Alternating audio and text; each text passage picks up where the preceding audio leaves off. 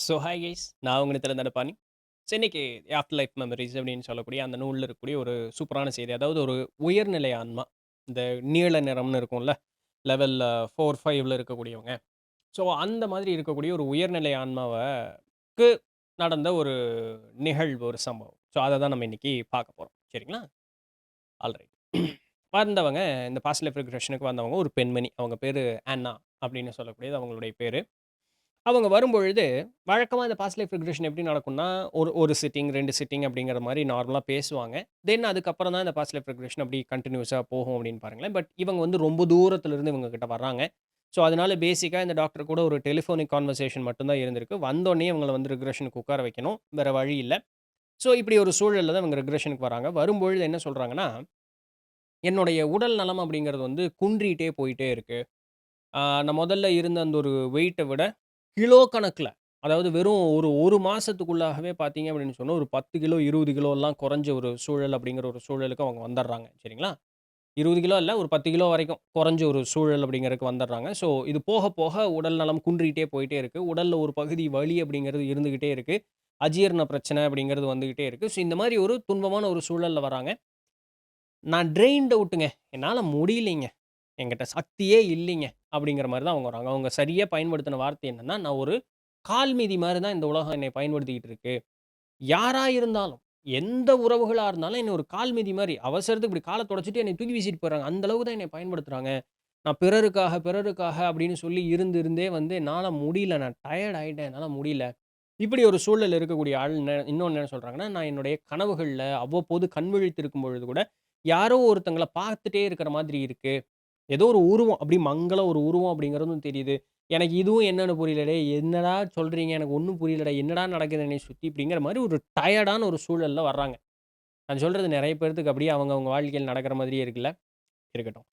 இந்த மாதிரி ஒரு சூழல்ல தான் இந்த பாஸ்ட் லைஃப் ரிக்ரெஷன் அப்படிங்கிறதுக்கு வர்றாங்க. ஸோ வந்தோனே அந்த அந்த சீட்ல அமர வைக்கிறாங்க. டக்குனு அவங்க வந்து அந்த ரிக்ரெஷனுக்குள்ள போயிர்றாங்க. போனோனே பார்த்தீங்க அப்படின்னு சொன்னா, அ அப்படியே சின்ன வயசுலேருந்து வர்றாங்க. தாயினுடைய கருவுக்குள்ள எப்படி இருக்காங்கன்னா, அடுத்து டக்குனு வெளிய வந்தோனே, முந்தைய ஒரு பிறவிக்குள்ள போறாங்க. அந்த முந்தைய ஒரு பிறவி பார்க்கும்பொழுது இவங்க ஆண்மகனா பிறக்குறாங்க. அந்த ஆண்மகன் பார்த்தோம்னா, ஒரு 40 வயது மதிக்கத்தக்க ஒரு ஆண்மகனாக இருக்கிறார். குள்ளையான ஒரு உருவம், தாடி வந்து இருக்கு. ஒரு கூமாட்சியான ஒரு தொப்பி. கையில வந்து துப்பாக்கியோட இருக்கிற மாதிரி இருக்கக்கூடிய ஒரு உருவம். ஒரு அழுக்கான ஒரு உருவம்னு வச்சுக்கங்களேன். பட் என்ன வேலை செய்றாரு அப்படின்னு சொன்னா, அவங்க வந்து அந்த காலத்தில ஸ்டேஜ் கோட் அப்படின்னு சொல்லுவாங்க. அதாவது குதிரை வண்டிங்க. இப்ப நம்ம ஊர்ல இந்த பேங்க்குக்காரங்க காசு எடுத்துட்டு இந்த செக்யூரிட்டி இது இருப்பாங்கல்ல. இந்த காசு ஒரு இடத்துலேருந்து இன்னொரு இடத்துக்கு காசு எடுத்துட்டு போம்பொழுதோ, இல்ல ரொம்ப பாதுகாப்பா ஒரு சில ஆட்கள கூப்பிட்டு போணும் அப்படின்னு சொன்னா, அந்த வண்டி ஓட்டிட்டு போவாங்களே இன்னைக்கு. அ உள்ள துப்பாக்கி வச்ச ஆளுங்க இருப்பாங்க. அந்த கம்பி அடிச்ச வண்டி மாதிரி எல்லாம் இருக்கும்ல. அதே அந்த காலத்தில குதிரை வண்டிங்க. இன்னைக்கு வந்து அந்த மாரி வண்டி இருக்கு. அந்த காலத்தில குதிரை வண்டி. சரிங்களா? அந்த வண்டி ஓட்டுற ஒரு ஆள் இவரு. அப்ப இவருகிட்ட தான் அந்த துப்பாக்கி அப்படி எல்லாம் இருக்கும். கூட வந்து இவருக்கு ஒரு பார்ட்னரும் இருக்காங்க. அப்போ அவரு என்ன சொல்றாருன்னா, அந்த பார்ட்னர் வந்து இதோட 6வது பார்ட்னர் சீக்கிரம் செத்து செத்து போயிர்றானுங்க. ஏன்னா, அந்த காலம் ரொம்ப மோசமான ஒரு காலகட்டங்க. எல்லா இடத்துலயும் சட்டதிட்டமெல்லாம் அவ்வளோ ஸ்ட்ராங்கெல்லாம் கிடையாது. இவங்க வந்து ஒரு ஊர்ல இருந்து இன்னொரு ஊருக்கு நடுவுல ஒரு 6 ஊர் இருக்கு. இவங்க ஒரு இடத்துல ஆரம்பிக்கிறாங்க. இன்னொரு இடத்துக்கு ஆட்கள கூப்பிட்டு போணும்னாலும் சரி, இல்ல ஏதாவது பொருட்கள கொண்டு போய் குடுக்கணும் அப்படின்னு சொன்னாலே, ஒரு 6 ஊர கடந்து தான் போணும். இந்த 6 ஊர் நடுவால இருக்கிற இந்த 6 ஊருமே படு மோசமான ஒரு ஊரு. அங்க சட்டதிட்டமே கிடையாது. எப்ப எவன் நம்மள கொல்றதுக்கு வருவான் அப்படிங்கிறது நமக்கு தெரியாது. ரொம்ப இதா சொல்லப் போணும்னா, இப்ப நம்ம சராசரியா நம்ம தமிழகம் தமிழ்நாடு அப்படிங்கிறது ஒரு ஒரு 25 வருஷம், 30 வருஷம் முன்னாடி எப்படி இருந்தது? "டேய் எந்த புதருக்குள்ள இருந்துடா வர்றீங்க?" அப்படிங்கிற மாரி இருக்கும்ல. பிராக்டிகலா அன்னைக்கு அப்படித்தான். ஆனா என்ன நம்ம கையில வந்து கத்தி, கப்படா, சைக்கிள் செயின் எல்லாம் இருந்தது. பாட்டில் இருந்தது. அன்னைக்கு அவங்க கையில எல்லாத்துக்கிட்டயும் துப்பாக்கி இருந்தது. போட்டான்னா கிளம்ப வேண்டியது தான். அப்படி ஒரு சூழல். இதுதான் வந்து இவருக்கு சின்ன வயசுலருந்து இந்த வண்டி ஓட்டுறது அப்படிங்கிறத வேல. இந்த இடைப்பட்ட காலத்தில இந்த மாரி வந்தவர்கள கொல்லுவது அப்படிங்கிறது ஒண்ணு சில நாட்கள்ல நடக்கிறது உண்டுதான்னு பாருங்களேன். அப்ப இவரு படார்ன்னு "வேலை செய், சீக்கிரம் எடுத்து சுடு" அப்படின்னு சொல்லும்பொழுது, இந்த கூட வந்தவனுக்கு பார்ட்னர்ஸ் கேட்காம திக்கி திணறிரும்போது அவன போட்டுர்றாங்க. இவரு தப்பிச்சுட்டே இருக்கிறார். 40 வயசு ஆச்சு தப்பிச்சுட்டாரு மனுஷன். இப்படி ஒரு சூழல்ல இருக்கக்கூடிய ஒரு மனிதர். அப்போ ஒரு பெரிய படிப்பறிவு இல்ல, அழகு இல்ல, குள்ளையான ஒரு உருவம், கொஞ்சம் வண்ணமா இருக்கக்கூடிய ஒரு இது. கையில இந்த மடி மேல ஒரு துப்பாக்கி, கால்ல முன்னாடி 2 துப்பாக்கி, பின்னாடி ஒரு துப்பாக்கி, உட்கார்ந்துட்டு இருக்கிற அந்த பெட்டி இருக்கும் பாருங்க, அந்த பெட்டிய தொறந்தா அதுக்குள்ள ஒரு துப்பாக்கி. இந்த மாரி தன்னை சுத்தியுமே துப்பாக்கி மட்டும் தான். அவ்வளோ பாதுகாப்பா இருக்கணும். இல்ல எங்கிருந்து வருவானுங்க, எப்ப சுடுவானுங்கன்னே தெரியாதுங்கிற ஒரு சூழல். ஆனா, இவரு வந்து பெண்கள் ஏதாவது அ பெண்களோட ஏதாவது ஒரு காதலோ, மனையாளோ அப்படி இருக்கான்னா, அவங்க சொல்றாங்க, பாரு நான் ஒரு தடவ சேவ் பண்ணேன்னா, அப்புறம் 3, 4 மாசத்துக்கு ஒரு தடவ தான் சேவ் பண்ணுவேன். ஒண்ணும் பெருசா பல்லு வெளக்கறனோ, குளிக்கிறனோ, நாத்தம் அடிக்கிற ஒரு உடம்பு. என்கிட்ட எந்த புள்ள வரப்போறா? அதெல்லாம் ஒண்ணும் கிடையாது. தவிர நான் செய்ற வேலை இப்படி ஒரு வேலை. என்னைக்கு உசுரு போகும்னே தெரியாததுனால, எனக்கும் அந்த மேல எந்த விதமான ஒரு நாட்டம், இந்த அன்பு, காதல், உடல் உறவு அதுலலாம் எனக்கு எந்த நாட்டமும் இல்ல. இருந்தாலும் அவ்வப்போது நான் இந்த கோச்ல இது கூப்பிட்டு வரும்பொழுது, அந்த பெண்கள் கிட்ட ஏதாவது விளையாட்டா பேசுறது உண்டு. அவங்க என்கிட்ட திருப்பி சிரிச்ச மேனிக்கு பேசுவாங்க. ஏன்னா, நான் தானே பாதுகாப்பா கூப்பிட்டு போறேன். அதுக்காக பேசுவாங்களே தவிர, மத்தபடி வேற ஒண்ணும் கிடையாது. என்னுடைய வாழ்க்கையும் அப்படியே போகுது அப்படிங்கிற மாரி தான் அவருடைய அந்த ஒரு கூற்று இருக்கு. அப்போ சரி இப்படி போயிட்டுருக்கு அப்படிங்கும்பொழுது என்ன சொல்றாங்க, சரி உங்களுடைய அந்திம காலத்துக்கு வருவோம் அப்படின்னோனே, சில மாதங்கள் தான். அடுத்து ஒரு 1, 2 மாசத்துக்குள்ளேயே அவருக்கு காலம் வந்துருச்சு. டக்குனு பார்த்தோன்னே, "என்ன எங்க இருக்கீங்கன்னோனே, "ஒரு படுக்கையில இருக்கேன். என்னுடைய ஒரு பகுதிய வந்து ஷூட் பண்ணிட்டாங்கன்னு" சொல்லும்போது, அப்ப இந்த பொண்ணு சொல்றாங்க, ஆனா, "ஓ! அதனால தான் எனக்கு இந்த பகுதி" அவங்க எந்த பகுதி, எங்க ஷூட் பண்ணாங்கன்னு சொல்லல. இவங்க டாக்டர் கேட்கறாங்க, "உங்கள எந்த பகுதியில ஷூட் பண்ணாங்கன்னு?" அதுக்கு அவங்க பதிலே சொல்ல மாட்டேங்கிறாங்க. "ஓ! அதனால தான் எனக்கு இந்த பகுதி வலிச்சுக்கிட்டே இருக்கா?" அப்படின்னு இவங்க சொல்றாங்க. சரி பரவால்ல. அப்படின்ட்டு இந்த ஷூட் பண்ணிட்டாங்க. உங்க கூட யார் இருக்கான்னா, என்னுடைய சகோதரி, இளைய சகோதரி இருக்கா. ரொம்ப அன்பான பொண்ணு.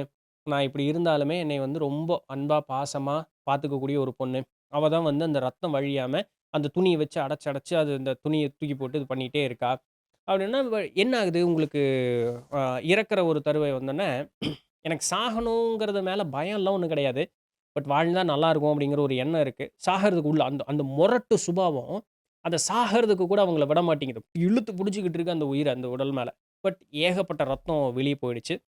இன்னைக்கு இருக்கிற மாரி மருத்துவ வசதியெல்லாம் அன்னைக்கு கிடையாது இல்லையா? ஸோ ஒரு கட்டத்துக்கு மேல, சரி போதும் கெளம்புவோம் அப்படின்னு ஒரு முடிவு எடுத்துர்றாங்க. டக்குனு அந்த உடம்பு வந்து இது உயிர் வந்து உடம்ப விட்டு வெளிய வந்துருது. வெளிய வந்தோனே என்ன பார்க்குறீங்க? ஒண்ணும் இல்ல. ஒரு ஒரு 2 நிமிஷம் அப்படியே இருக்கேன். அப்புறம் என்ன யாரோ எங்கேயோ கூப்பிட்டு போறாங்க. கூப்பிட்டு போனோனே ஒரு அழகான ஒரு இடம் இருக்கு. அந்த இடத்துக்கு போறேன். அந்த இடத்துல எவ்வளோ நாள் இருக்கீங்க? பூமியினுடைய கணக்குல எவ்வளோ நாள் இருக்கீங்கன்னு? ஒரு 200 100, 200 வருஷம் அந்த இடத்துல இருக்கேன் அப்படின்னு சொல்றாங்க. அப்ப டாக்டர் புரிஞ்சுக்கிறாங்க. உங்க டைம் வந்து லீனியர் இல்ல. ஸோ இங்க வந்து 2 நிமிஷம் தான் டைம் ஆயிருக்கு. ஆனா அவங்க சொன்னது நான் 200 வருஷம் அங்க இருக்கேன் அப்படின்னு சொல்லிட்டு. சரி நீங்க அந்த காலம் முடிச்சுட்டு எங்க போறீங்கன்னா, நான் திருப்பி நேரா மேல் உலகம் அப்படிங்கிறதுக்கு போறேன். அங்க போனோனே பார்க்கும்பொழுது என்னுடைய சோல் குரூப் எல்லாத்தையும் நான் நல்லா பார்க்குறேன். பார்த்தோனே அங்க அவங்களுடைய வேலை என்னன்னா, இப்ப இங்க இந்த ஆன்னா அப்படின்னு அந்த பெண் உருவம் எடுத்து வந்திருக்காங்க. இந்த பெண்ணும் பார்த்தீங்கன்னா, குள்ளையான ஒரு உருவம்.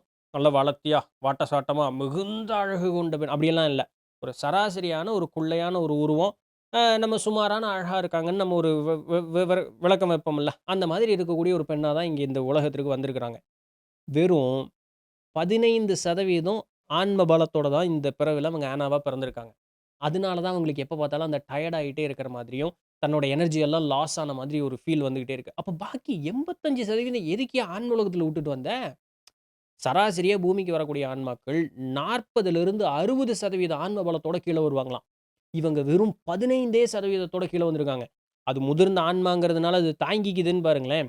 அந்த ஆன்மாவே டயர்ட் ஆயிருது. 15% அவ்ளோ லெஸ் அமவுண்ட். அப்போ ஆன்ம உலகத்துல 85% இருக்குன்னா, உனக்கு அங்க என்னமோ முக்கியமான வேலை இருக்கணும். "என்ன வேலை இருக்கு? வா கூட்டிட்டு போய் காமி" அப்படின்னு சொன்னோனே, ஒரு இடத்துக்கு போறாங்க. அது இடம் கிடையாது. அதுவே உயிரோடு இருக்கக்கூடிய ஒரு இதுதான். அது நீங்க இடம்னு சொல்ல முடியாது. அதுவே உயிரோடு இருக்கு அப்படின்னா, டாக்டர் "இடம் உயிரோடு இருக்கா?" "ஆமா." எப்படி இப்ப நானும் நீங்களும் இருக்கிறோமே ஒரு இடம். நம்மள விட சக்தி வாய்ந்ததாக அந்த இடம் அப்படிங்கிறது உயிரோடு இருக்கு. அமைதியா வா. எந்த பேச்சும் பேசக்கூடாது. பொறுமையா அந்த இடத்திற்குள்ள வரணும். அப்படின்னு சொல்லும்பொழுது, இப்ப நீ பார்க்கறதுக்கு எப்படி இருக்கேன்னா, இவங்க வந்து ப்ளூயிஷ் கலர்ல இருக்கக்கூடிய ஒரு உயர்ந்த ஆன்மா. ஆனா அந்த இடத்திற்கு போம்பொழுது, தன்ன மேல வந்து ஒரு மறைப்பு சீலை போல போட்டுக்கிட்டாங்களாம். பார்க்கறதுக்கு எப்படி இருக்குன்னா, ஒரு அழுக்கு படிஞ்ச ஒரு வெள்ளை நிறத்தில இருக்கிற மாதிரி. ஏன் இப்படி ஒரு நிலைய மாத்திக்கிட்ட? அப்படின்னா, இங்க இருக்கக்கூடியது எல்லாமே இளம் ஆன்மாக்கள். ஒரு 5, 6 ஆன்மா இவங்களுக்கு கீழ இருக்காங்க. இவங்க இருக்கக்கூடியவங்க எல்லாம் இளம் ஆன்மாக்கள். இவங்க கிட்ட வந்து "நான் பெரிய ஆள் பாத்தியா? நான் வாத்தியாரு. ஏய்!" அப்படின்னு போட்டு நம்ம வந்து அந்த பெருமையெல்லாம் பேச முடியாது. அந்த இடத்துல அந்த இதெல்லாம் வீரமெல்லாம் காட்டக்கூடாது அங்க போய். அன்போடு இருக்கணும். அவர்களுக்கு ஏற்றார் போல என்னுடைய நிலை மாற்றி அவர்கள்ட்ட போனா தான் அவங்க நான் சொல்றத கேட்பாங்க. அவங்க என்னைய பார்த்து பயந்துறக்கூடாது. அவங்க வந்து இன்டிமிடேட் ஆயிறக்கூடாது. "ஐயோ! டேய் இவங்க பெரிய ஆள்றா" அப்படியெல்லாம் ஆயிறக்கூடாது. அப்ப அவங்களோடவே அவங்க போலவே நான் கூட இருக்கிறதுக்கு, நான் வந்து என்னுடைய நிலை மாத்திக்கிறேன். அப்போ அந்த அந்த உடை மாதிரி அந்த மறைப்பு சேலை வந்து அப்படியே சுருக்கம் அடைஞ்சதாகவும், அப்படியே அழுக்கு படிஞ்சதாக இருக்கக்கூடிய ஒரு வெள்ளை நிறம். அங்கங்க அப்படியே பேட்ச் பேட்ச்சா லேசா ஒரு ப்ளூ கலர் தெரியற மாதிரி அப்படி இருக்கு. அப்ப அங்க இருக்கக்கூடிய அந்த இளம் ஆண் மக்கள் இவங்க மேல ரொம்ப மரியாதை வச்சிருக்காங்களாம். அந்த பிள்ளைகள் அவங்க அப்படியே சொல்றாங்க, "இந்த குழந்தைகள வந்து நான் நல்லபடியா வளர்த்தி கூட்டிட்டு வரணும்ல. அதுதான் என்னுடைய முக்கியமான வேலை." அப்ப நீ ஒரு டீச்சராங்க. ஆமா. இந்த உலகத்துல பிறப்பெடுக்கிறதுக்கு நீ 15% போதும். உனக்கு மேல முக்கியமான வேலை அங்க இருக்கு. அந்த அந்த ஆன்மாக்கள்லாம் ரொம்ப இளம் ஆன்மாக்களா இருக்காங்க. அத பார்க்கறது தான் முக்கியமான விஷயம்னு சொல்லி 85% அங்கேயே நிறுத்திட்டு வந்துட்டாங்க.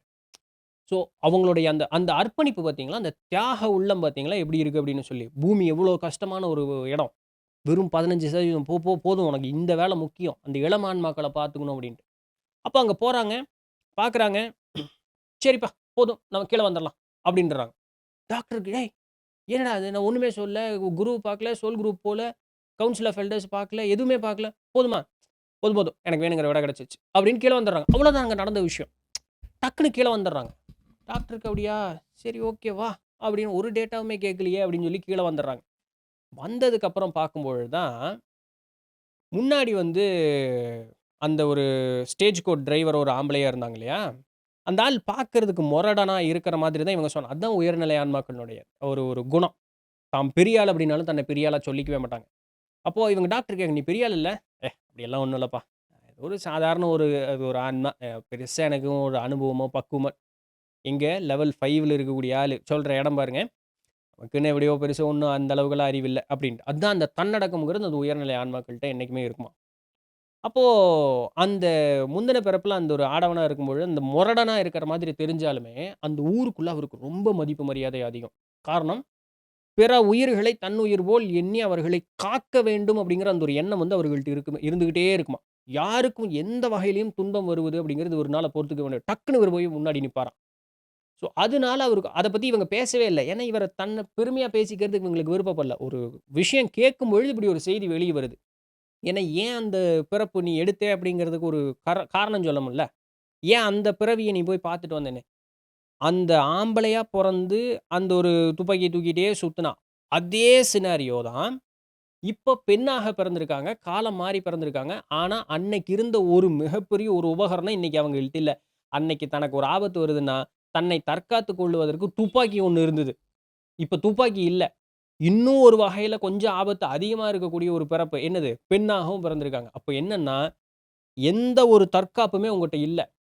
ஒரு ஆபத்தான சூழல்ல தான் நீ வந்து ஒரு பிறப்பு அப்படிங்கிறத எடுத்திருக்க. முதல்ல பெண்ணு. இன்னும் வந்து அடுத்தவங்கள அந்த ஒரு பயமுறுத்தக்கூடிய அளவுக்கு நல்ல வலிமை வாய்ந்த ஒரு உடல் நலமோ, இல்ல மிகுந்த ஒரு அழகு எதையா இருந்தாலும் தன்னை சாதித்துக் கொள்ளக்கூடிய அந்த ஒரு அப்படியெல்லாம் எதுவுமே இல்ல. ரொம்ப சராசரியா இருக்கக்கூடிய ஒரு பெண்ணா நீ வந்து பிறந்திருக்க. இப்படி ஒரு சூழல்ல நீ இருந்தாலும் சரி, உன்னை நீ தற்காத்துக் கொள்ளுவதற்குண்டான மனோதைரியத்தை நீ வளர்த்திக்கணும். ஏற்கனவே 15% தான் இங்க எடுத்துட்டு வந்தது. அதுலயும் கஷ்டமான ஒரு சூழல்ல, கஷ்டமான ஒரு டாஸ்க்க தீர்க்கிறதுக்காக கீழ வந்திருக்காங்க பாருங்க. இதுதான் உயர்நிலை ஆன்மாக்களுடைய இது. பட் இருந்தாலும் அவங்க ஒரு சில நேரங்கள்ல ஸ்ட்ரக் ஆயிறது உண்டு. அந்த மாரி சூழல்ல வந்து அந்த பாஸ்ட் லைஃப் ரிக்ரெஷன் அப்படிங்கிறது ஹெல்ப் ஆகுது. போறாங்க. "ஓ! இதான் மேட்டரா? சரிப்பா கீழ வந்துரலாம்பா" அப்படின்னு வந்துட்டாங்க இவ்வளோதான். போனேன், பதில் கிடைச்சது, கீழ வந்தேன். அவ்வளோதானே?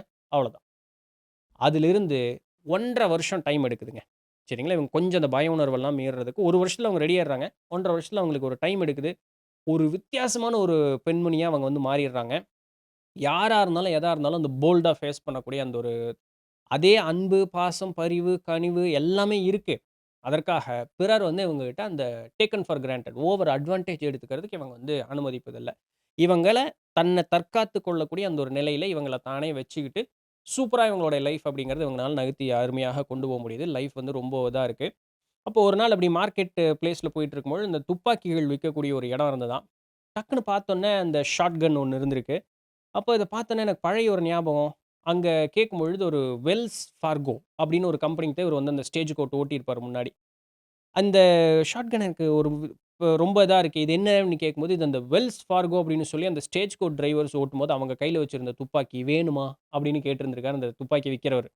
கொஞ்சம் விலை அதிகங்கிறனால, இல்ல வேண்டாம் அப்படின்ட்டு வந்துட்டேன்.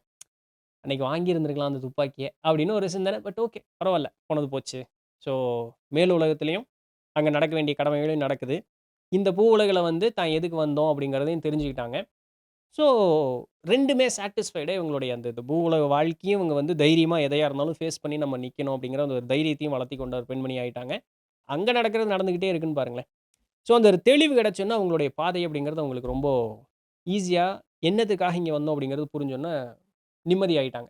அதற்கு மீறி அவர்களுக்கு அங்க வலிக்குது, இங்க வலிக்குது அந்த பிரச்சனையெல்லாம் இல்ல. உடல் அந்த வெயிட் வந்து குறைஞ்சிட்டே போகுதுன்னு சொன்னோம் இல்லையா? அண்ட் ரொம்ப டயர்டா இருக்கிற மாரி இருக்கலாம். அந்த சென்சேஷன் எல்லாமே மாறிடுச்சு. உடம்பு வந்து திருப்பியும் நார்மலா தேவைப்படக்கூடிய அளவுக்கு உண்டான வெயிட் வந்துருச்சு. அந்த எனர்ஜி லாஸ் அப்படிங்கிறது அவங்களுக்கு ஆகல. எல்லா வகையிலயும் ஷி இஸ் வெரி சாட்டிஸ்ஃபைட். அது ஏதோ எனக்கு திருப்பி அந்த புத்துணர்வு கிடைச்ச மாதிரி நான் ஆயிட்டேன். அப்படிங்கிற ஒரு வார்த்தைய வந்து ரிப்போர்ட்டா வந்து டாக்டர்ட்ட சொல்லியிருக்காங்க.